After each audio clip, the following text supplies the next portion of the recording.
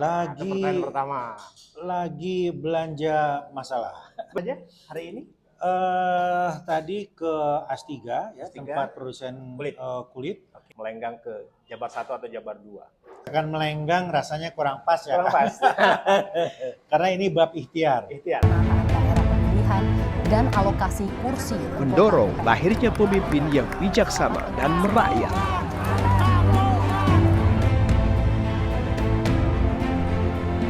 Ikatan Jurnalis Televisi Indonesia Kuda Garut yang bangga mempersembahkan Challenge Politik Talent. Assalamualaikum warahmatullahi wabarakatuh. Pemirsa Challenge Politik Talent dimanapun Anda berada, senang sekali saya kembali hadir di ruang visual Anda. Kali ini ada salah satu talenta politik tanah air yang tentu saja akan kita hadirkan di ruang visual Anda. Bagi siapapun Anda, para perhati politik, tentu tidak asing lagi dengan sosok yang satu ini. Di hadapan Anda sudah ada Kang Bima Arya Sugiarto. Assalamualaikum. Waalaikumsalam warahmatullahi wabarakatuh. Sampurasun. Rampes. Luar biasa. Ini suasana di Garut loh, jangan kaget ya, Iya. karena channelnya Challenge Politik kan hanya ada di Garut, Jawa Barat. Kang Bima Arya ada di Garut, lagi ngapain? Itu pertanyaan pertama. Lagi belanja masalah. Belanja masalah, luar biasa. Tapi ternyata yang saya dapat di sini bukan masalah, Bukan masalah, tapi potensi berkah. potensi berkah. Wah, keren. Hebring sekali Garut. Sudah kemana saja hari ini? Tadi ke Astiga ya, Astiga, tempat produsen kulit. kulit. Oke, Kemudian ada industri sutra Sutra. ya, yang saya nggak nyangka ya ternyata sudah sampai di situ gitu. Garut ini ya. Garut itu ya. Nah, Memang selama ini kalau bicara Prem Garut, di mata seorang Bima Arya, apa sih sebenarnya? Bisa narasikan apa gitu? seperti orang Jawa Barat pada umumnya dan mungkin orang Indonesia, Garut adalah dodol. Garut ada di Garut adalah dodol. Garut Ternyata adalah mandi air panas, air gitu, panas, oke. gitu ya. Atau ya Garut adalah beberapa mulai tahu kulit gitu ya, jaket kulit ya. Sekarang ternyata banyak sekali. Potensi Bahkan ya. tadi ada tempat makan enak banget. Luar Gitu. biasa. Jadi potensinya dahsyat. Oke. Pemirsa Challenge tentu saja juga menantikan. Karena di channel ini kita hanya menghadirkan para talenta Ya. politik. Anda sosok politisi di Partai Amanat Nasional PAN, ya, sudah ketahuan 2 kali periode menduduki posisi kepala daerah di Iya. daerah yang berdekatan dengan ibu kota. Kemudian bukan kasus ya, orang sudah menarasikan bahwa Bima Arya akan melenggang ke Jabar 1 atau Jabar 2. Karena nggak mungkin naik lagi di pilkada yang sama kan. Iya. Boleh memberikan gambaran, sebenarnya situasinya seperti apa hari ini? Sebetulnya dikatakan melenggang rasanya kurang pas ya. Kurang Kak. pas. Karena ini bab ikhtiar. Ikhtiar. 2 periode di Kota Bogor, Oke. banyak yang bertanya mau kemana. Oke. Setelah proses isi horo, berdiskusi dengan keluarga, meminta arahan dari ketua umum partai. Nah, kemudian ya saya berkesimpulan selama Allah berikan kesehatan, ya kenapa kita tidak terus berikhtiar untuk memberikan yang terbaik bagi lingkungan yang lebih luas lagi. Oke. Karena saya orang Sunda, ya berarti di Jawa Barat. Kira-kira Jawa itu. Barat. Jadi ini adalah bab ikhtiar menuju Pilgub. Kita melakukan komunikasi dengan semua agar bisa direkomendasikan oleh partai-partai bersama tentu saja koalisi untuk berkontestasi di Pilgub. Oke. Sebelum lanjut terkait dengan politik, secara personality seorang Bima Arya ini sebenarnya tadi udah mengklaim orang Sunda. Garut juga orang Sunda. Cuma perlu ditanya lahirnya di mana gitu. Kang Bima. Ini orang Garut pasti belum banyak yang tahu. Saya lahir di Paledang, Bogor. Bogor. Karena dulu kakek saya kepala rumah tangga Istana Bogor. Ini mah Pak Barna Muhammad. ini turunan Sultan. Tenang aja. Sempat juga aki saya ini menjadi kepala rumah tangga Istana Cipanas. Oke. Jadi ibu saya lahir di Cipanas. Ya. Gitu. Kemudian kakek saya kerja di kehutanan yang dari bapak. Karena itu bapak lahirnya di Majalengka.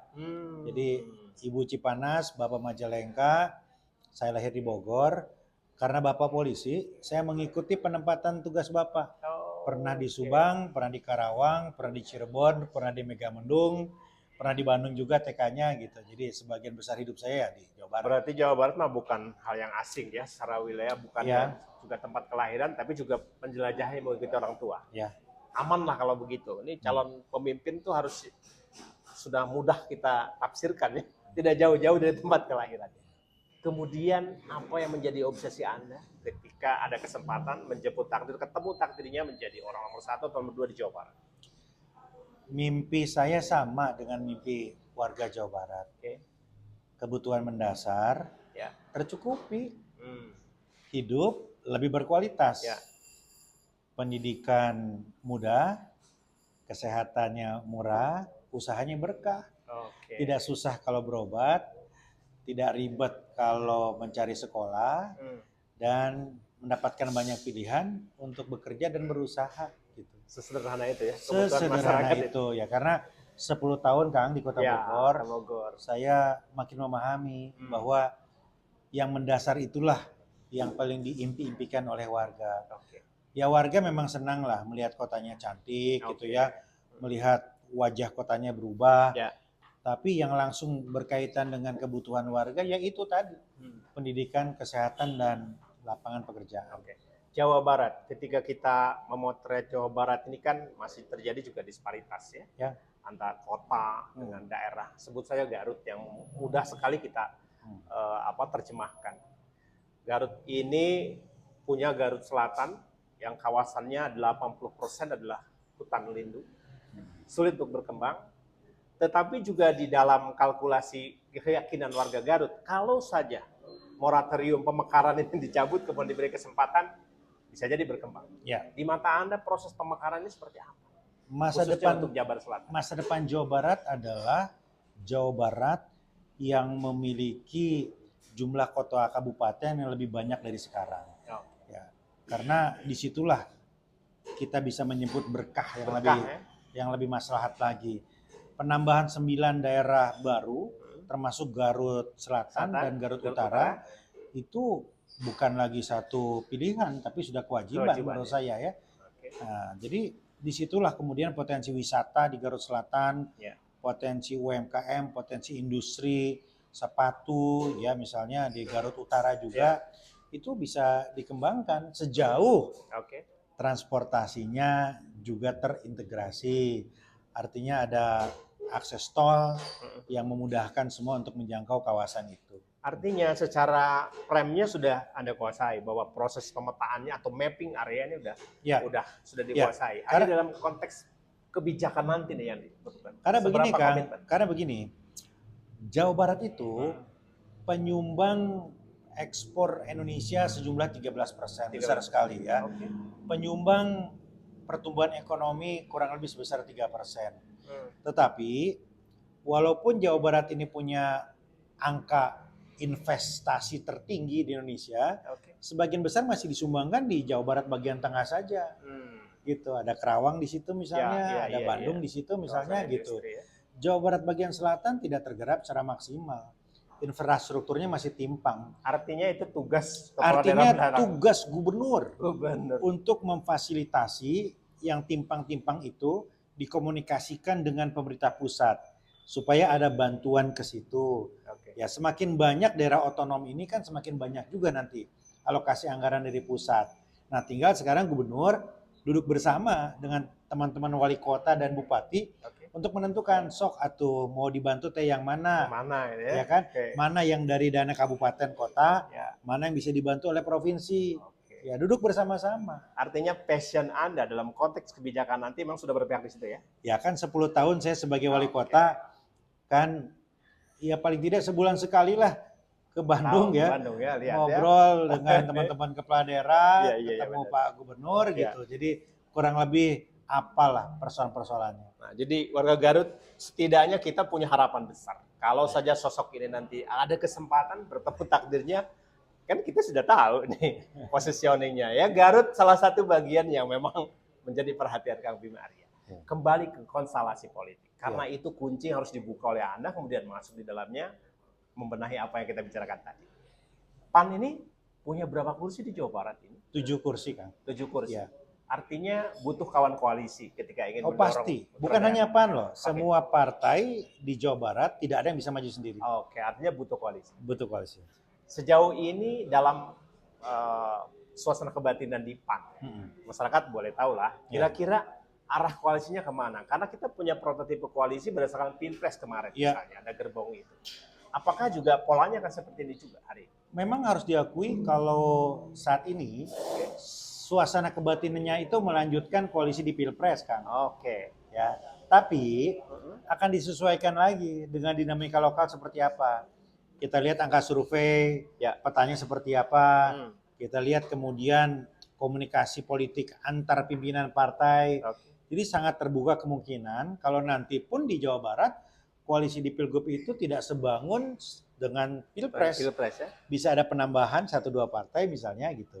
Tapi secara induknya mungkin akan terlihat di koalisi Pilpres. Ya, karena kan realitanya di Jawa Barat ini Partai Gerindra, Ya, Partai Golkar begitu ya. dominasi Ya, kan? ini kan mendominasi ya. Jadi tinggal kurang lebih apakah masih bisa bersama-sama atau berjalan sendiri-sendiri. Nah, ini sangat ditentukan oleh dua hal, komunikasi antar pimpinan partai dan peta survei terkini. Dan hari ini nampaknya masih sangat dinamis ya. Kalau saya coba mencari informasi dari para petinggi partai. Seperti ada semacam banyak sekali pilihan Iya. yang mereka harus tentukan di injury time. Apakah memang seperti itu polanya? Artinya harus menunggu di waktu-waktu menjelang mendekati masa-masa kampanye.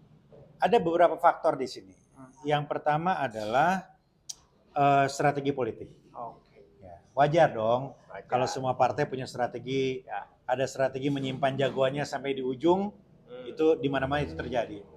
Ada juga persoalan peta terkini tentang popularitas kandidat. Oke. Jadi masih menunggu. Menunggu. Ya, jadi kita lihatlah misalnya di bulan depan itu, karena jangan sampai gagal membaca peta. Oke. Ada yang saat ini surveinya tinggi, tapi 3 bulan lagi mungkin anjlok. Ya. Atau sebaliknya, ada yang biasa-biasa saja, tapi di ujung bisa melonjak kalau trennya baik. Nah, inilah yang harus juga dibaca oleh partai politik dan para pemimpinnya. Anda merasa nggak di posisi yang mana? Yang kira-kira hendak akan naik atau yang udah naik akan turun? Ini bab ikhtiar, Kang. Bab Ya, ikhtiar, jadi sekarang ini kita melihat harus diakui bahwa Kang Emil ini Di Jawa Barat di Jawa Barat masih aman ya. masih unggul ya, masih unggul. sangat jauh begitu ya. Oke. Ya, tetapi begitu Kang Emil ini memutuskan tidak melanjutkan di Di Jawa Barat, ya saya kira akan ada tokoh petanya baru ya. akan sangat menarik ya. Semua punya kesempatan yang sama termasuk Bima Arya. Kalau boleh bertanya, bangunan koalisi ini bagi seorang Bima Arya lebih nyaman dengan partai yang memang sudah di premnya koalisi Pilpres atau bisa saja sekarang? Kalau saya melihat Jawa Barat ini terlalu besar, Terlalu besar? terlalu indah, terlalu potensial untuk dikerjakan sendiri berdua ataupun bertiga. Jadi ini mah apa ya, kudu sasarangan lah. Udah banyak. Pak heuyeuk-heuyeuk leungeun, Pak antai-antai tangan. Anda lebih kira-kira senang gitu. banyak pasangan yang maju atau lebih sedikit? Atau head to head misalnya nanti? Ya, apapun itu menurut saya yang penting adalah semua partai itu menjaga komunikasi, Menjaga komunikasi. ya, berhubungan dengan baik, mencerdaskan pemilih lewat gagasan-gagasan yang mencerahkan. Dan kalau dalam persepsi masyarakat, PAN ini paling cerdas mengambil momentum. Nah, apakah juga Jabar dalam konteks ini juga PAN memerankan itu? Kita ini kan terbiasa ya untuk menyesuaikan dengan perkembangan politik kekinian, kemudian karena partai menengah gitu ya, kita selalu berikhtiar untuk lebih dulu melakukan inovasi, menjemput bola gitu. Kalau enggak kita lewat kan. Kalau enggak kita nggak bisa survive, nggak bisa bertahan gitu. Nah, termasuk di Jawa Barat, melihat peta yang seperti ini, ya kita menjemput bola, menjemput takdir tadi gitu. Terakhir, milenial ini kan menjadi obsesi semua partai untuk Iya. masuk di ranah ini. PAN strateginya untuk konteks milenial? Kita lagi-lagi harus baca data-data terkini. Oke. Di Jawa Barat ini kurang lebih ya, Gen Z ini 27%, 27%. milenial 26%, ya. Kemudian Gen X di bawahnya 20-22%. Ya. Yang lain para senior itu di bawahnya lagi. Berarti masa depan Jawa Barat Ada di ada di anak-anak muda ini, Gen Z dan milenial begitu. sosok Bima Arya ini masih muda apa mas? Masuk di mana ya? Saya nggak bisa dibilang muda sih Nggak sebenarnya muda ya. Ya, tapi kan muda bukan soal usia. Oke. Muda bukan soal Bukan usia. soal angka-angka, bukan soal Oke. usia. Ya, kita percaya gagasan adalah kemudaan juga. Gagasan adalah kemudaan. Ya. Kita sudah di penghujung pertemuan di Challenge Politik Challenge. Ya. Sampaikan hal yang menarik untuk warga Jawa Barat, khususnya Kabupaten Garut, ketika suatu saat ketemu takdirnya Anda, mereka berhak memilih Anda. Ya. Dan meyakinkan untuk bisa memilih Anda. Silakan. Garut terlalu hebring, terlalu luar biasa untuk tidak digarap bersama-sama dan mendapatkan dukungan dari pemerintah provinsi. Jadi insya Allah apabila ada takdirnya, pemerintah provinsi Jawa Barat akan menjemput peluang yang ada di Garut dengan luar biasa, menjadikan masalah menjadi berkah. Mohon doanya warga Garut Sadayana. Baik. Ya. Luar biasa pertemuan singkat saya di Challenge Politik Challenge bersama sosok Bimaria.